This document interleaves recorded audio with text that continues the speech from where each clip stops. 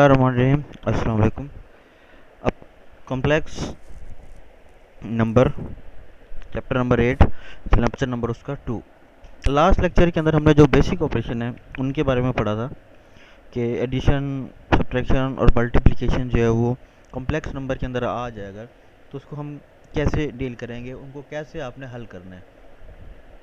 तो last lecture में हमने ये देखा था कि कॉम्प्लेक्स जैसे रियल नंबर जो होते हैं हमारे, उसके अंदर क्या होता है कि हम किसी भी यानी कि टर्म की किसी भी जो है वो क्वेश्चन का जब ऑपरेशन परफॉर्म करते हैं, कोई भी एडिशन, सब्ट्रैक्शन या मल्टीप्लिकेशन, तो हमने ये देखना पड़ता है कि यानी कि एडिशन दो चीज़ों की तभी होगी जब उनकी बेसिस जो है वो एक तो बेसिस सेम होंगी और कोफिशिएंट जो है वो उनके सेम होंगे।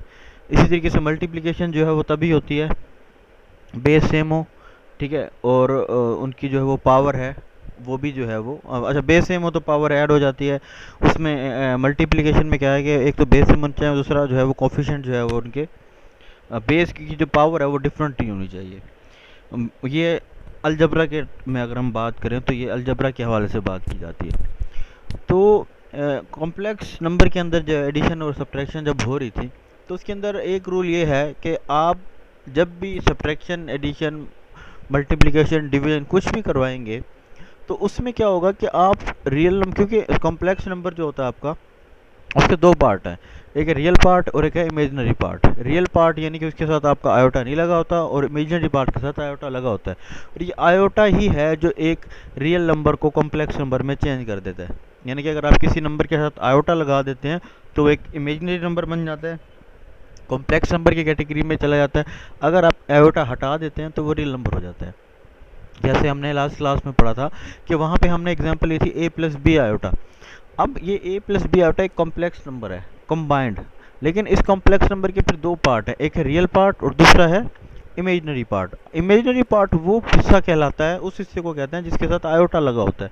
तो जब हम कोई भी ऑपरेशन परफॉर्म करवाते हैं, एडिशन, सब्ट्रैक्शन, मल्टीप्लिकेशन, डिवीजन, तो उसमें हमने ये चीज़ का जो है वो ध्यान रखना पड़ता है कि हम यानी कि एडिशन की अगर हम बात करें या सब्ट्रैक्शन की बात करें तो उसमें रियल पार्ट के साथ ऐड या सब्ट्रैक्ट होगा और इमेजिनरी पार्ट के साथ सब्ट्रैक्ट या ऐड होगा, ठीक है। फिर अगर मल्टीप्लिकेशन या डिवीजन की बात करें तो उसमें हम मल्टीप्लिकेशन, जो मल्टीप्लिकेशन हम करवाते हैं, जिस तरीके से जिन रूल के तहत मल्टीप्लिकेशन परफॉर्म होती है उन रूल के तहत, उनके रूल के तहत पहले मल्टीप्लिकेशन करते हैं, ठीक है। यानी कि अगर दो ब्रैकेटें हैं तो हर टर्म एक दूसरे से मल्टीप्लाई होगा, ठीक है।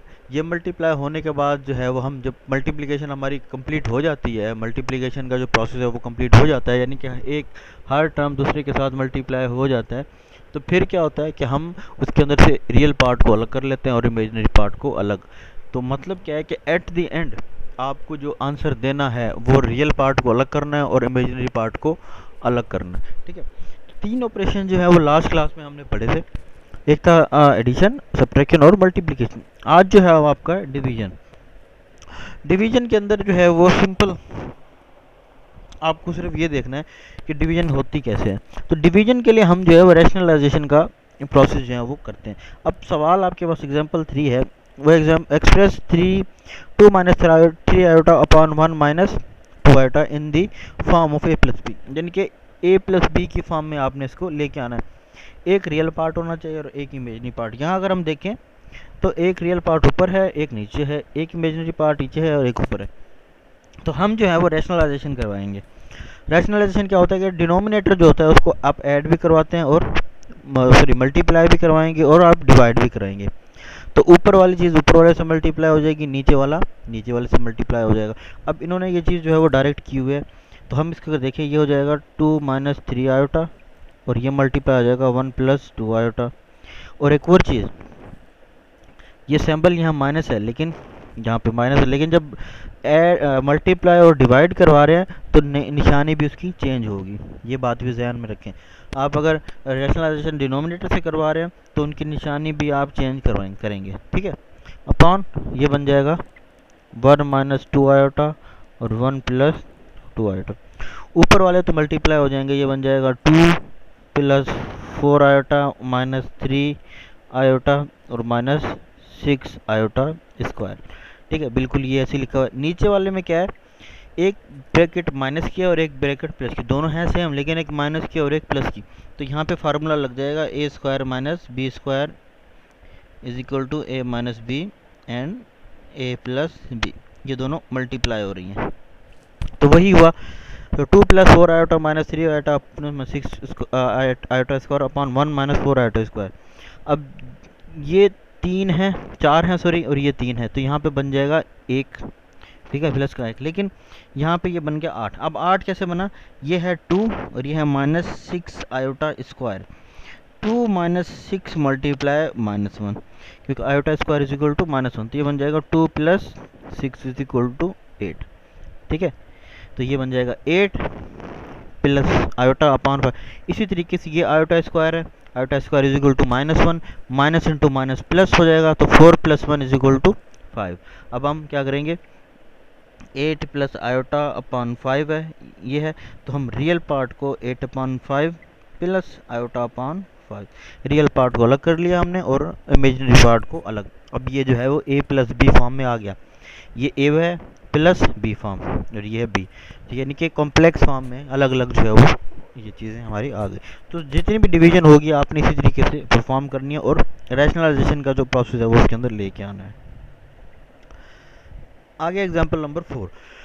एग्जाम्पल नंबर 4 बेसिकली कह रहा है कि extract the square root of complex number, ठीक है। बेसिकली इसके अंदर ये सिर्फ आपको एक चीज़ दी गई है, दूसरी चीज़ इसके अंदर प्रोवाइड नहीं है। तो अब आप क्या कर, इसमें बेसिकली क्या है कि आपने x और y की वैल्यू फाइंड करनी है। अब हमारे पास x और y तो है नहीं, तो स्क्वायर रूट फाइंड करने के लिए आपके पास कुछ ना कुछ दूसरा भी होना चाहिए। तो ये बन जाएगा x plus iota y is equal to under root, क्योंकि स्क्वायर रूट का कहा गया है तो square root minus 1 plus 4 iota. अब इस स्क्वायर रूट को ख़त्म करने के लिए हमने दोनों तरफ से स्क्वायरिंग ऑन बोथ साइड किया, तो इसका स्क्वायर ख़त्म हो गया और यहाँ पे ये परफेक्ट स्क्वायर का फार्मूला लगेगा। ये बन जाएगा आपका, ये बन जाएगा आपका x square minus y square plus 2 iota x y. अच्छा, माइनस का क्योंकि ये तो प्लस का है लेकिन यहाँ पे प्लस आना चाहिए, लेकिन यहाँ पे क्या होगा, ये हो जाएगा x square plus 2x y iota minus y square into iota square, sorry plus होगा। तो इस आयोटा स्क्वायर की वजह से यहाँ पे माइनस आ गया, क्योंकि यहाँ से आयोटा ख़त्म हो जाएगा, यहाँ पे माइनस आ जाएगा, तो यहाँ पे ये माइनस हो जाएगा, तो इस वजह से ये माइनस आएगा। तो इस फॉर्म में लिख देंगे हम, ये रियल पार्ट है क्योंकि इसके साथ इमेजिनरी आयोटा नहीं लगा हुआ, ये इमेजिनरी पार्ट है, ये इसका रियल पार्ट है, ये इसका इमेजिनरी पार्ट। हम कंपेयर करेंगे रियल को रियल से और इमेजिनरी को इमेजिनरी से, ठीक है। तो 2xy is equal to 4, imaginary को इमेजिनरी से कंपेयर किया। अब यहाँ से हम y की वैल्यू फाइंड करेंगे, ये हमारा है 2xy इज इक्वल टू 4, तो y is equal to 4 upon 2x, 2 1 2 2 to the 4, तो y बन गया 2 अपॉन x, और ये भी इसने यहीं पे फाइंड ऐसे ही की हुई है।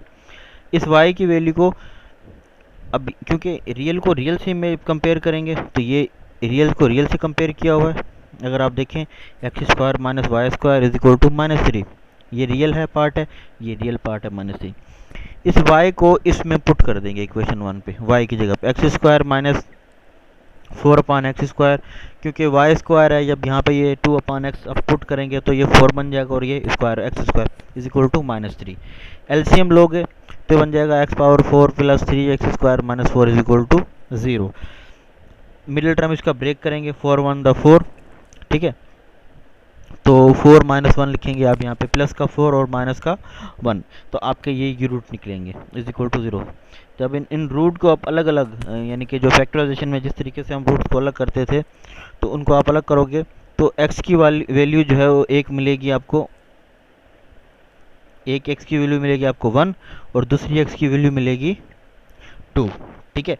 उस 1 या 2 को जब आप इसके अंदर पुट करोगे तो आपको 1 plus 2 iota minus 1 minus 2 iota, दो वैल्यूज जो है अलग अलग उसके अंदर आपको मिल जाएंगी, ठीक है। तो यहाँ पे बेसिकली हमने जो है उसकी x और y की वैल्यूज जो है वो फाइंड की हैं, उनको फाइंड करके और उसको कॉम्प्लेक्स फॉर्म में रख देना है। कॉम्प्लेक्स फॉर्म में कैसे पता लगेगा, जो y की वैल्यू होगी वो कॉम्प्लेक्स के तौर पे काउंट की जाएगी, क्योंकि अगर आप जब इसको इस x की वैल्यू को जब इसके अंदर पुट करोगे तो ये बन जाएगा 2। ये अगर देखें तो y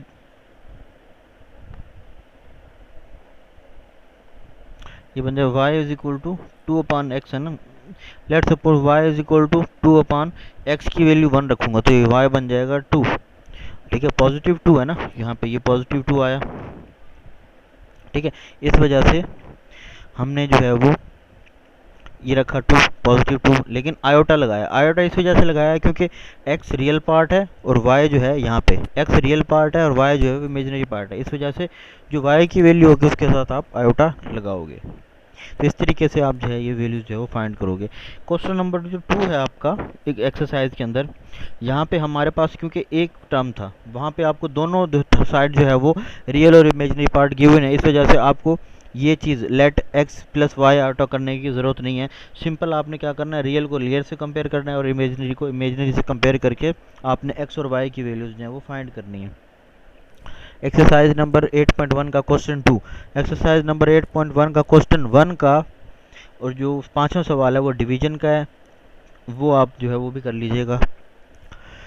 question number example number 5, express the following as complex form. अब यहाँ पे ये है -1/2 प्लस √3 i/2 स्क्वायर है, यानी कि स्क्वायर परफेक्ट स्क्वायर का फार्मूला है। ये कह रहा है कि इसको कॉम्प्लेक्स फॉर्म में आपने एक्सप्रेस करना है। कॉम्प्लेक्स फॉर्म मतलब a प्लस बी आयोटा, इस फॉर्म में जो है वो आपने इसको लेके आना है। ये फिलहाल इस फॉर्म में नहीं है क्योंकि यहाँ पे स्क्वायर लगा हुआ है। स्क्वायर ना होता तो हम कहते सिंपल ये a प्लस बी आयोटा की फॉर्म में मौजूद है। क्योंकि अब स्क्वायर है तो इस वजह से आपने इसको पहले इस स्क्वायर को ओपन करोगे, a square plus 2ab plus b square के, ये a है ये आपका b है, ये बन जाएगा -1/2 होल स्क्वायर प्लस ये b है plus b square √3/2 iota whole square plus 2ab, ये a की वैल्यू और ये b की वैल्यू। ये क्योंकि स्क्वायर के होने की वजह से ये पॉजिटिव बन जाएगा 1/4। ये 3 के ऊपर स्क्वायर रूट आएगा तो √3 के ऊपर स्क्वायर आएगा तो रूट खत्म हो जाएगा। जब 2 के ऊपर स्क्वायर आएगा तो 4 बन जाएगा। लेकिन ये प्लस की वैल्यू थी, इस आयोटा स्क्वायर की वजह से ये माइनस बन गई। ठीक है, ये माइनस का आ गया, ये हो जाएगा आपका 2 से कैंसिल हो जाएगा, ये 2 से ये एक सिर्फ 2 बच गया तो √3/2। तो अगर आप इसको देखें, इनको आप एलसीएम लें अगर इनका, तो एलसीएम इनका लिख लेगा 4, या इन दोनों को कंबाइन एलसीएम ले लें या सारों का तीनों को कंबाइन लें, तो आपको एट दी एंड जो आंसर मिलेगा वो इस फॉर्म में मिलेगा। इसको अगर हम हल करें तो ये बन जाएगा 4, इसको ये बन जाएगा 1 - 3 - 2 √3 आयोटा।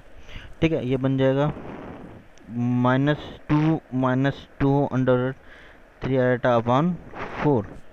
ठीक है, तो ये बन जाएगा -2/4 -√3 आयोटा अपॉन 4, यहाँ पे 2 भी लगा हुआ है तो ये बन जाएगा 2, ये बन जाएगा 2, ये -1/2 -√3 आयोटा अपॉन 2।